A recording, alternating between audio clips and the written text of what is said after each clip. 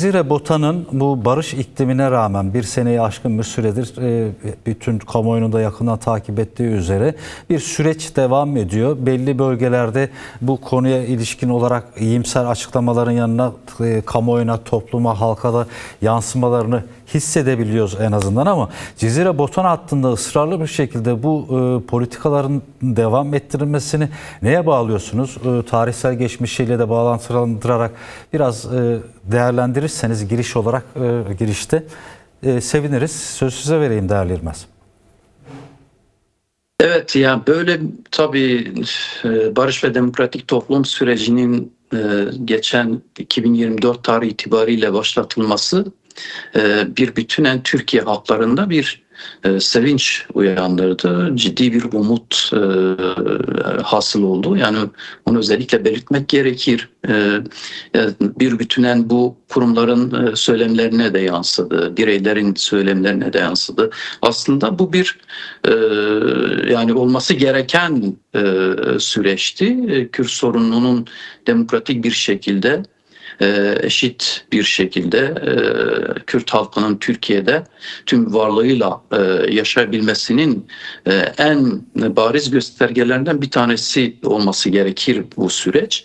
Evet. 100 yıllık bir sorun, biliyorsunuz. Bu sorunun çözülmesi öyle kolay bir şey değil. Elbette ki mutlaka uzun bir süreye de yayılabilir. Evet. Ama tabii ki toplumsallaşması gerekir. Herkesin sahip çıkmasıyla mutlaka bu Kürt sorunu demokratik bir şekilde çözülecektir. Biz bu umutla, bu güvenle çalışmalarımızı sürdürüyoruz. Tabii Botan sahasında yani yürütülen politika maalesef bir bütün olarak değiştirilmesi gerekirken, bu sürecin ruhuna uygun hareket edilmesi gerekirken devlet erkanında bunu tam anlamıyla göremiyoruz. Halkımız nezdinde bu sürecin başlatılması, Kürt Halk Önderi Sayın Öcalan'ın özellikle inisiyatifiyle birlikte yürütülmesi ciddi bir sevinç kaynağı oldu. Evet. Bir umut da var aslında halkta, Botan halkında. Bir sahipleniş de var. Biz köylerde, mahallelerde yaptığımız çalışmalarda halkımızın söylemlerinde biz bunu gördük, pratiklerinde de biz buna şahit olduk. Ama yaptığımız eylem, etkinliklerde, herhangi bir faaliyette, herhangi bir çalışmada, özellikle DEM Parti olarak, Demokratik Kurumlar Platformu olarak sürekli kriminalize edilen bir uygulamayla karşı karşıya kaldık. Daha önce de bu vardı, yani yok değildi, ama bu son, özellikle bu sürecin başlamasıyla birlikte bir sindirme, bir ablukaya alma, yıldırma politikalarında bir artış söz konusu oldu. Tabii biz bunu aklı selim bir şekilde, soğukkanlı bir şekilde bazı devlet erkanlarıyla görüşerek çözmeye çalıştık. En üst perdede de görüşmelerimizi gerçekleştirdik. Aslında şunu belirtmekte fayda var. Yani Şırnak, Botan, Cizre hattı toplumsal örgütlülüğü yani en üst noktada olan bir halk gerçekliği söz konusu. Sürekli demokratik ve özgür bir şekilde Türkiye'de yaşamayı esas alan, bu çerçevede hareket eden, pratiğinde de gösteren, mücadele eden ve direnen bir halk gerçekliğiyle karşı karşıya, özellikle Botan halkı. Devlet bu 40 yıllık süre zarfında özel savaş politikalarını sürekli yaygınlaştıran, sürekli uygulama hattı çizen bir noktada durdu. Bu gençler üzerinde de öyle, kadınlar üzerinde de öyle. Botan'ın doğasında aynı şekilde, doğası üzerinde öyle. Çocukları üzerinde de öyle, bir bütünen demokratik kurumları üzerinde de aynı şekilde bu politikalarından maalesef bir türlü vazgeçmedi. Tabii homojen bir yapıya sahip Botan yapısı, halkı, Kürdivari yönü ağırlıklı olan bir halk. sürekli direnişin sembolü olarak geçen bir hat. Başur Rojava ile sınırı olan bir hat. O noktada devletin oraya yönelik özel politikalarının olması yani tesadüfi değildir. Evet.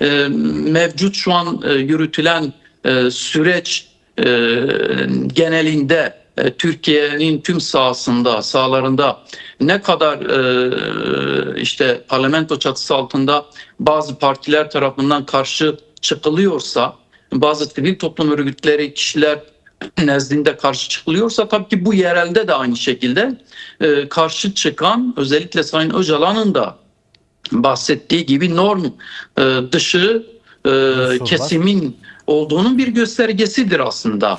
Ben de bunu soracaktım. Biliyorsunuz. Değerli İlmez, ben de tam bunu soracaktım. İmralı heyeti yaptığı görüşme sonrası bir açıklamada da bulundu, kısa bir açıklama. Şöyle bir bölüm vardı. Sayın Öcalan bunun yani bu darbe mekaniği devreye girebilir uyarısına ilişkin olarak aktarılan bölümde Sayın Öcalan bunun klasik bir darbe çalışması olarak değil, süreci ilerletmeye yönelik her adıma karşı bir hamle yapmak suretiyle kırılgan ve tehlikeli bir ortam yaratma çabası şeklinde anlaşılması gerektiğini vurguladı deniliyor. Yani Cizre Botan hattındaki bu uygulamalara bakınca birebir bunu görmüyor muyuz? Elbette ki, yani bunu bariz bir şekilde de görebiliyoruz.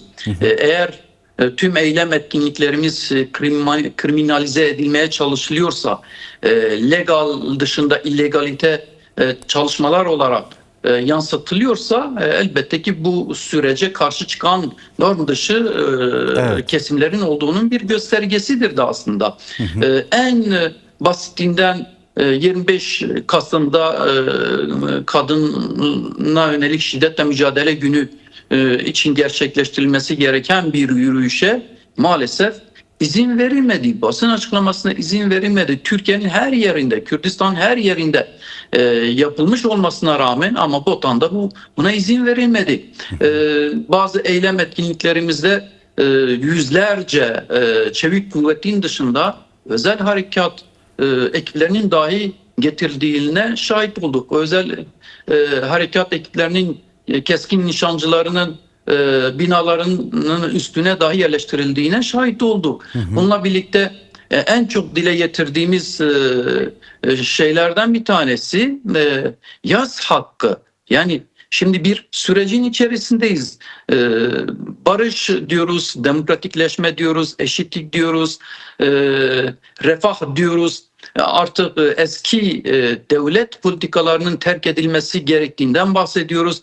Ama bir ailemizin yasının dahi tutulmasına eğer karşı çıkılıyorsa, halkın o ailemizin yasını paylaşmasına dahi izin verilmiyorsa, ya bu demek ki oluyor ki bu sürecin tam anlamıyla tezatı hareket eden bir kesimin olduğunun bir göstergesidir.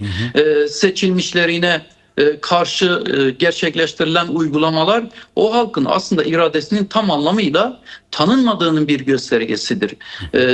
Yeni ortaya konulması gerekli olan uygulamalar aslında değil, şahit olduğumuz uygulamalar değil, daha önce de vardı. Ama tabii ki bu süreçle birlikte bu uygulamaların normalde terk edilmesi gerekiyordu. Maalesef terk edilmiyor. Biz her ne kadar etrafımızı saran o güvenlik güçlerine işte bunu niye yapıyorsunuz dediğimiz zaman, niye böyle bir uygulamayla karşı karşıya kalıyoruz dediğimiz zaman işte talimat alıyoruz.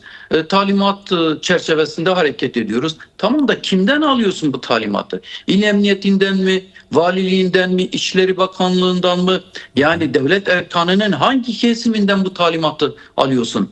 Yaptığımız eylem etkinlik tamamıyla demokratik, anayasaya uygun, hukuka uygun yasalar çerçevesinde yaptığımız eylem etkinlikler. Hele böyle bir süreçte olmaması gerekirken dememize rağmen böyle bir diretme ile maalesef karşı karşıya kalıyoruz. Tamamıyla kin ve nefretle dolu söylemler, bazen hakaretvari söylemlerle karşı karşıya kalıyoruz. Ona rağmen biz halkımızın gerçekten her yönüyle soğukkanlı olması gerektiğini, bu sürecin ruhuna uygun bir şekilde hareket edilmesi gerektiğini, çünkü bu sürecin biliyoruz ki ne kadar başarıya ulaşırsa o kadar bu kesimlerin de arzuları, istekleri bertaraf edilmiş olacaktır. Diğer bir şey tabii ki en önemli gerçekten noktalardan bir tanesi de şu: tam devlet politikasında ısrar ediyor. Özel savaş politikalarını gençlerimiz, kadınlarımız, çocuklarımız bir bütünen Botan doğası üzerinde yürütülüyor, ama şimdi bunların yerel işbirlikçilerinin de aslında bir ayağı var. Yani özellikle Botan hattında. Yani şimdi biz bunu Cölemert'te pek hani görmeyebiliriz ya da diğer Kürdistan kentlerinde pek göremeyebiliriz, ama Botan hattında bu uygulamalarının sürdürülebilirliğinin aklını veren yerel bir işbirlikçilik kesimi var. Yani çünkü bu kesim gerçekten bu sürecin başarıya ulaşmasını istemiyor. Bu süreç başarıyla taşlandırıldığı takdirde, barışla taşlandırıldığı takdirde bu kesimlerin, savaştan nemalanan kesimlerin tamamıyla iktidarı, konforu, elde ettikleri, şu ana kadar elde ettikleri, bu savaş sürecinde elde ettikleri her şeylerinin kaybedeceğinin aslında bir göstergesidir. Onun için biz Botan halkı olarak ne olursa olsun bu özel savaş politikalarına karşı duracağız. Halkımız bu konuda gerçekten elbette ki temkinli, tedirgin, sürece yaklaşımı da maalesef bize karşı uygulanan uygulamalar çerçevesinde, ama ona rağmen sonuna kadar bu sürece sahip çıkacağını da her eylemde, her etkinlikte, her oturumda, her konferansta, her toplantıda dile getiriyor. Değerli